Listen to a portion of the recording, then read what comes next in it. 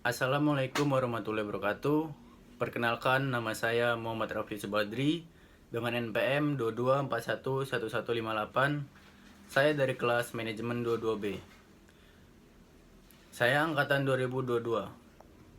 Di sini saya akan menjelaskan sedikit tentang manajemen hutang.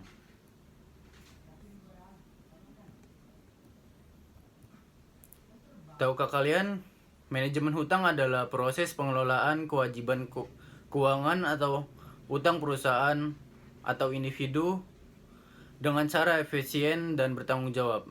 Tujuannya adalah untuk mengatur pengeluaran jangka waktu, bunga, dan sumber daya sehingga dapat meminimalkan resiko keuangan dan memastikan kesehatan keuangan jangka panjang.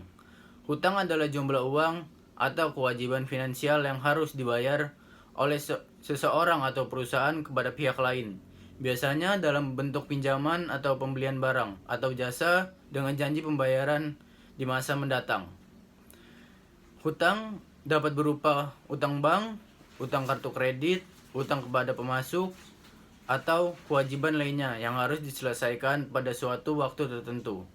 Hutang langsung adalah istilah yang biasa mengacu pada pinjaman atau utang diperoleh secara khusus untuk tujuan tertentu, seperti membeli rumah atau membiayai pendidikan.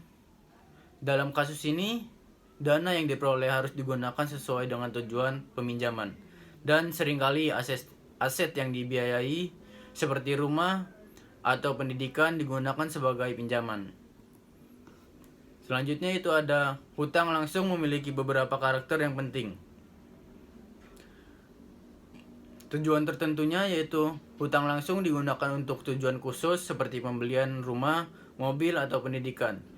Jaminan: dalam beberapa kasus, aset yang dibiayai dapat digunakan sebagai jaminan atau anggunan seperti hipotek yang menggunakan rumah sebagai jaminan suku bunga.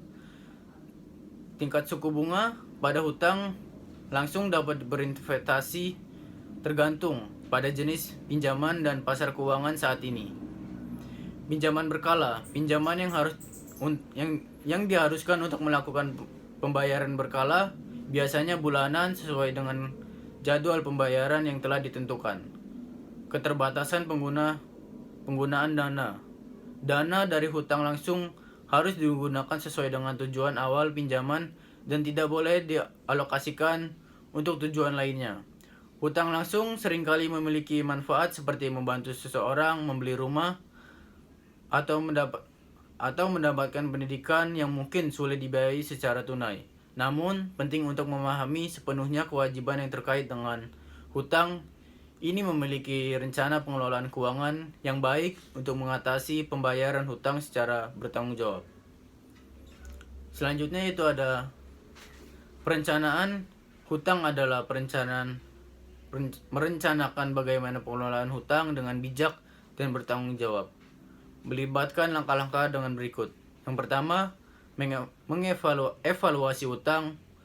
Pertama, mengidentifikasi semua hutang Anda, serta mencatat jumlah hutang, suku bunga, jangka waktu, dan memberikan pinjaman. Ini mencakupi hutang seperti pinjaman pribadi, hipotek, kartu kredit, dan lainnya. Yang kedua, prioritaskan hutang. Tentukan utang mana yang harus menjadi prioritas. Biasanya utang dengan suku bunga tertinggi atau memiliki konsekuensi hukum jika tidak dibayar menjadi prioritas. Yang ketiga, buat anggaran. Buat anggaran yang mencakupi semua pengeluaran bulanan ini akan membantu Anda dapat melihat beberapa banyak uang yang dapat dialokasikan untuk membayar utang setiap bulan. Yang keempat, merencanakan pembiayaan utang. Menentukan perencanaan biaya utang yang realistis. Cobalah untuk membayar lebih dari pembayaran minimum jika memungkinkan, terutama pada utang dengan suku bunga tinggi. Yang kelima, konsolidasi utang. Pertimbangan konsolidasi utang jika diperlukan. Ini melibatkan menggabungkan beberapa utang menjadi satu.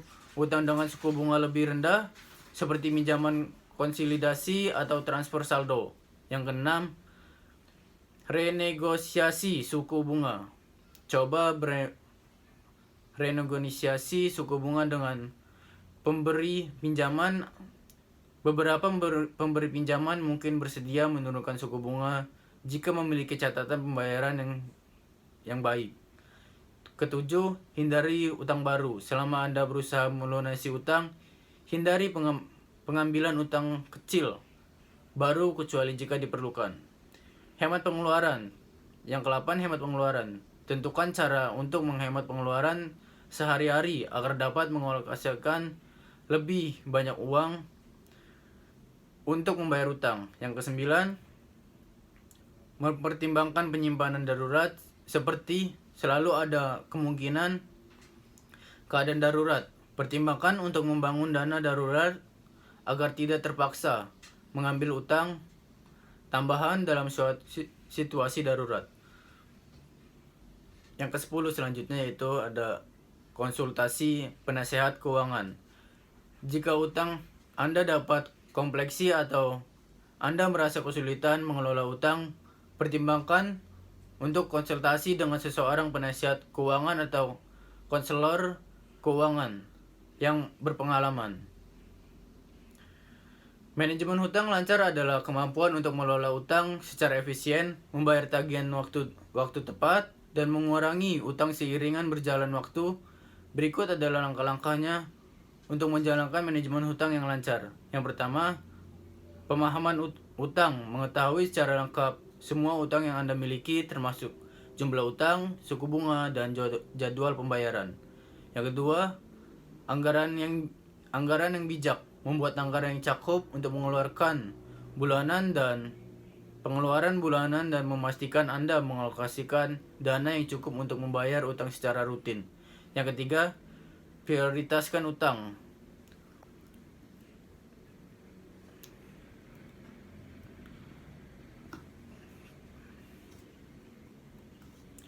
Utamakan membayar utang dengan suku bunga tinggi atau memiliki konsekuensi hukum jika dibayar tidak tepat waktu. Yang selanjutnya yaitu ada manajemen hutang. Yang lancar memungkinkan Anda untuk mengurangi utang Anda sambil menjaga keseimbangan keuangan Anda. Itu juga dapat membantu Anda membangun sejarah kredit yang baik dan mengajukan tujuan keuangan Anda. Hutang berlebihan dapat memiliki sejumlah risiko serius, yaitu yang termasuk 1. Beban keuangan. Pembayaran utang bulanan yang tinggi dapat menjadi beban keuangan yang berat. Jika pembayaran utang melebihi kemampuan Anda, ini dapat menyebabkan kesulitan keuangan. Yang kedua, ada tekanan emosional. Hutang berlebihan dapat menyebabkan stres, kecemasan, dan tekanan emosional yang signifikan. Yang ketiga, ada buruknya sejarah kredit. Jika Anda gagal membayar hutang secara konsisten, itu dapat merusak sejarah kredit Anda. Yang keempat, ada suku bunga tinggi.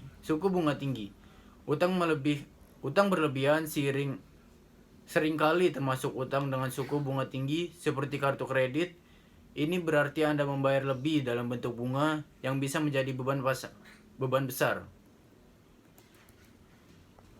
Yang keempat, ada suku bunga risiko kehilangan aset. Jika Anda menggunakan aset sebagai pinjaman untuk utang seperti rumah, untuk hipotek, risiko kehilangan aset tersebut jika Anda tidak mendapatkan pembayaran hutang. Keterbatasan kebebasan hutang. Yang keenam, ada keterbatasan kebebasan keuangan. Hutang berlebihan dapat membatasi kebebasan finansial Anda. Yang ketujuh, ada kesulitan menyimpan. Ketiga, sebagian besar pendapatan digunakan untuk membayar hutang, Anda mungkin kesulitan untuk menyisihkan dana untuk tabungan atau investasi jangka panjang. Yang keenam, ada potensi kebangkrutan. Jika hutang berlebihan tidak dapat dikelola dengan baik, hal ini dapat mengarah kepada kebangkrutan yang memiliki konsekuensi serius terhadap keuangan Anda.